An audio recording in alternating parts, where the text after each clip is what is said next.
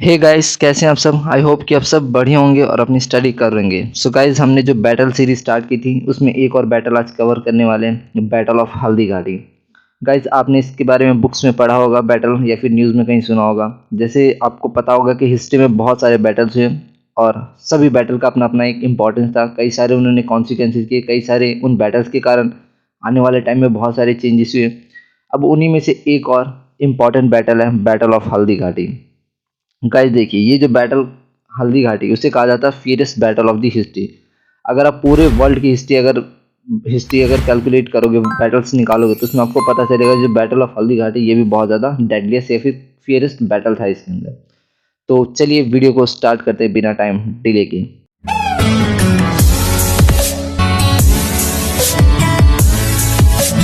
So guys देखिए, ये जो बैटल ऑफ हल्दी घाटी किसके बीच में हुआ था, ये हुआ था महाराणा प्रताप और अकबर के बीच में। महाराणा प्रताप कौन थे? मेवाड़ के राजा महाराणा प्रताप। और अकबर कौन से? जो उस टाइम के मुगल डायनेस्टी के किंग थे। और ये बैटल कब लड़ा गया था? तो 18 जून 1576 को ये बैटल हुआ था।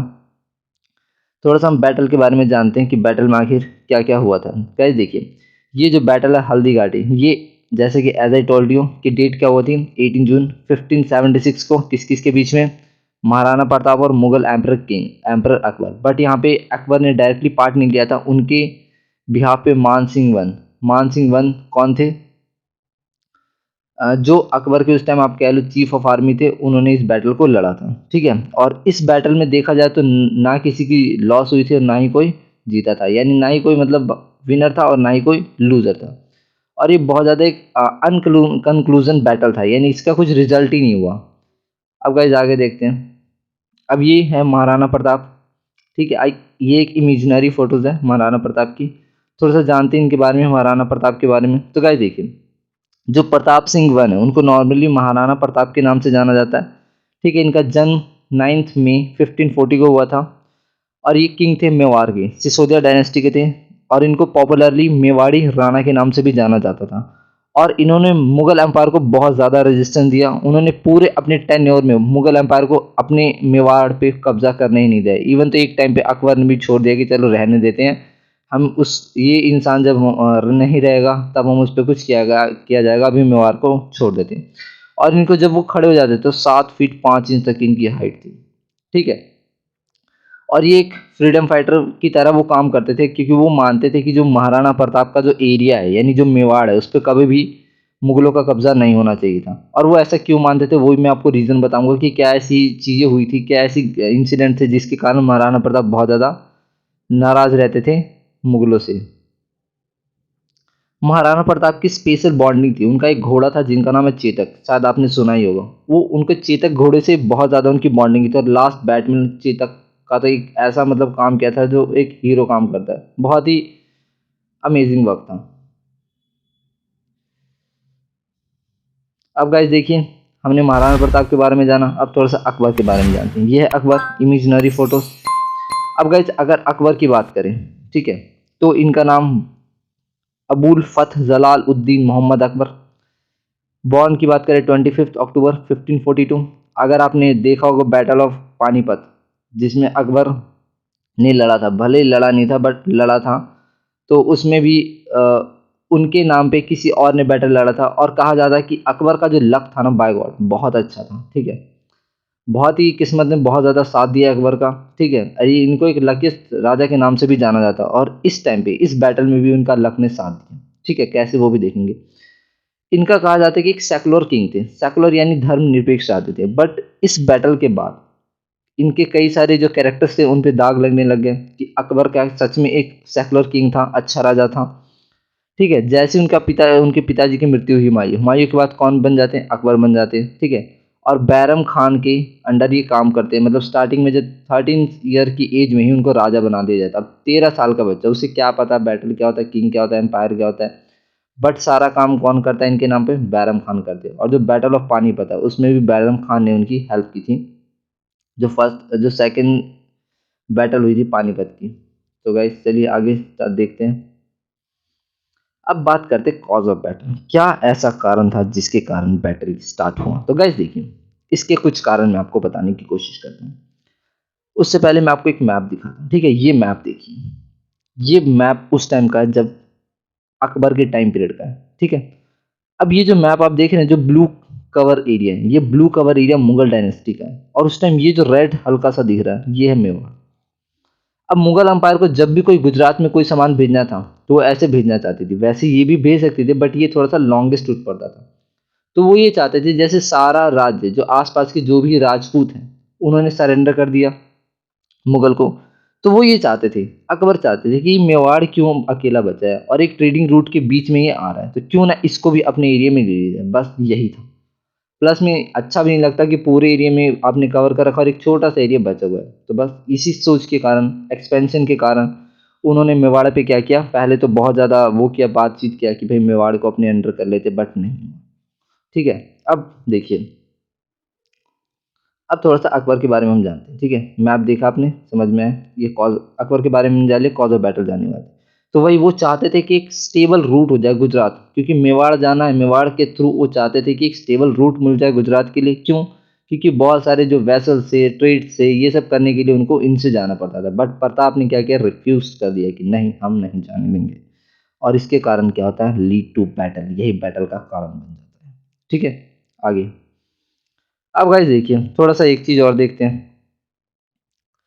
ये है उदय सिंह। ये उदय सिंह कौन है, महाराणा प्रताप के पिताजी, ठीक है। अब देखिए, जैसे कि इन्होंने मना कर दिया, यानी पहले के टाइम पे जो उदय सिंह थे, महाराणा प्रताप से पहले, उन्होंने मना कर दिया, ठीक है, कि भाई हम आपको ट्रेड का रूट नहीं देंगे, ना ही हम आपके साथ मर्ज होना चाहते हैं। तो अकबर ने ठीक सोचा कि ठीक है, नहीं मर्ज होना चाहते। फाइनली अक्टूबर 1576 को चल जाते हैं कि चलो अब चित्तौड़गढ़ पे कब्जा करेंगे। अब चित्तौड़गढ़ कहाँ से आएगा, तो गाइस देखिए, ये मेवाड़ है मान के चलिए, और मेवाड़ में एक इनकी कैपिटल है, वही है चित्तौड़गढ़, जहाँ से पूरे मेवाड़ को फंक्शन किया जाता है, कंट्रोल किया जाता है। तो उन्होंने बोला कि ठीक है, चलते, अब हम कंट्रोल करेंगे किसको, चित्तौड़गढ़ को, क्योंकि अगर चित्तौड़गढ़ कब्जा कर लिया, मेवाड़ कर लिया, ठीक है। बट चित्तौड़गढ़ का जो फोर्ट है, बहुत ज़्यादा ऐसा बनाया गया है जिस पे इतनी जल्दी आसानी से कब्जा नहीं कर सकते, और अकबर को भी यही परेशानी हुई। वो चले तो गए, बट वो एंटर ही नहीं कर पा रहे हैं चित्तौड़गढ़ में, ठीक है। फाइनली फरवरी 1576 को अकबर सक्सेस कर जाते हैं, अकबर को सक्सेस मिल जाता है चित्तौड़गढ़ को कॉन्क्विस्ट करने का, जीतने का, वो जीत जाते हैं। जैसे ये बात, चित्तौड़गढ़ में जो कई सारी औरतें थी जिनको पता चलता है कि अकबर जीत चुके हैं, उन्होंने क्या किया, लगभग लगभग 20 से 30,000 महिलाएं थी।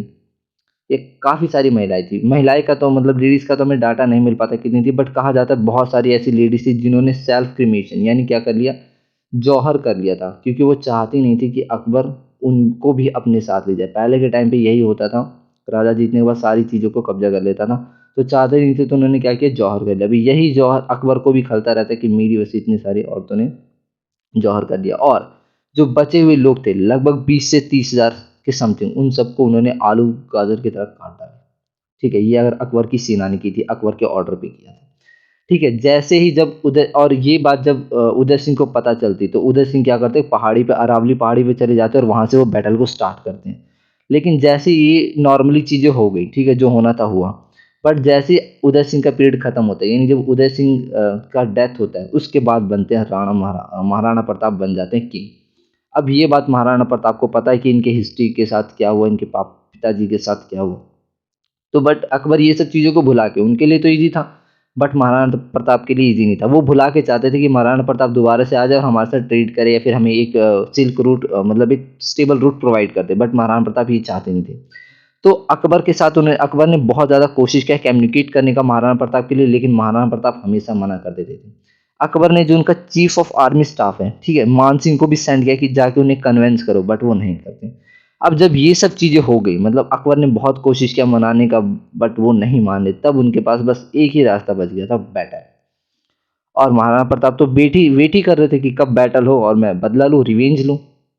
ठीक है, फाइनली फाइनली वो दिन आता है, जून जून 1576, ठीक है। बैटल स्टार्ट होता है हल्दी घाटी के बीच में, लगभग 5 किलोमीटर स्क्वायर का एरिया रहता है हल्दी घाटी।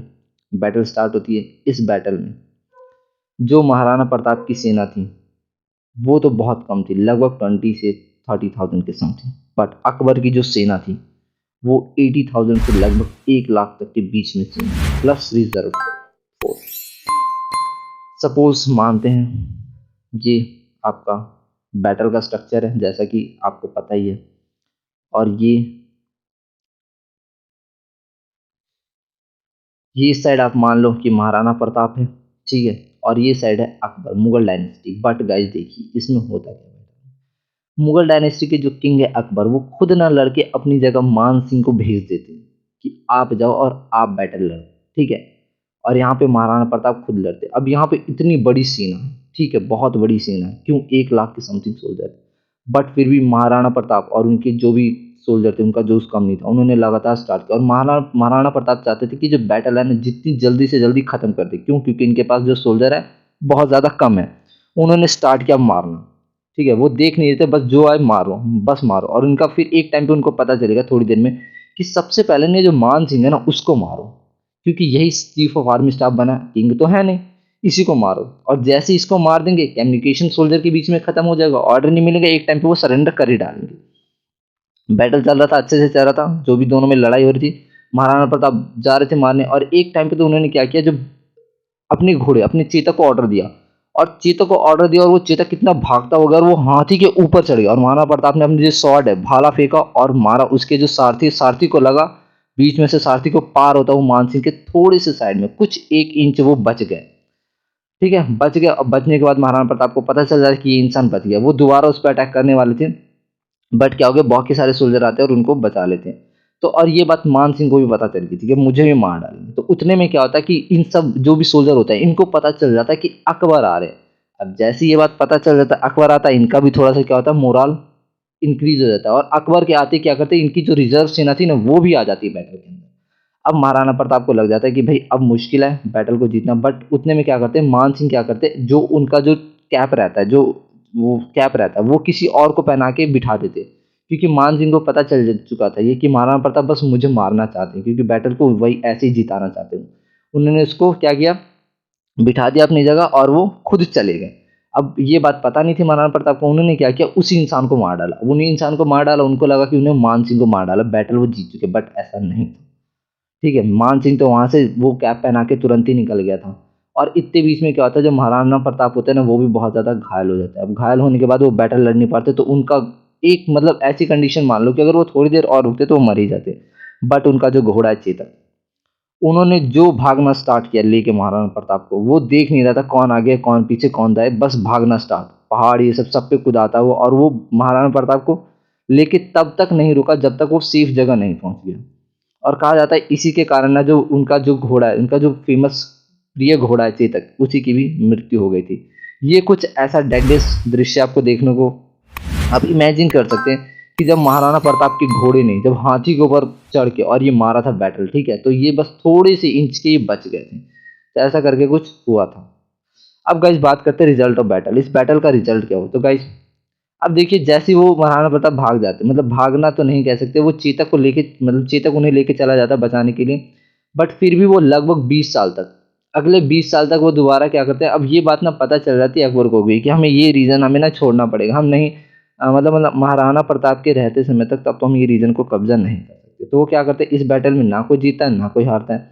अकबर डिसाइड करते हैं कि हल्दी घाटी को एज अबंडन लैंड डिक्लेयर कर दिया जाएगा, यहाँ पे कोई एक्टिविटी नहीं होगी जब तक डेथ नहीं हो जाती महाराणा प्रताप की। वो कोई भी कॉन्कर नहीं करना चाहते थे महाराणा प्रताप, वो मेवाड़ में, और कर भी नहीं पाए वो। जैसे महाराणा प्रताप के जो बेटे थे आमेर सिंह वन, वो आते, वो क्या करते, एग्रीमेंट टाइप करते अकबर के साथ, और फिर वो मुगल डायनेस्टी के अंदर मार हो जाते। तो गाइज ये था बैटल। कैसा लगा आपको बैटल? बहुत इंटरेस्टिंग बैटल था, एक फीरियस बैटल था हिस्ट्री का। ऐसी और आपको बैटल मिलने वाले चैनल पे, तो मिलते हैं अगले वीडियो में। बट उससे पहले आप एक और अच्छा काम कर सकते हैं, अगर आप थंबनेल डिजाइन करना चाहते हैं तो आप टीम क्रिएटर यूट्यूब चैनल को फॉलो सब्सक्राइब कर सकते हैं, लिंक आपको डिस्क्रिप्शन में मिल जाएगा। मिलते हैं अगले वीडियो में, तब तक के लिए गुड बाय।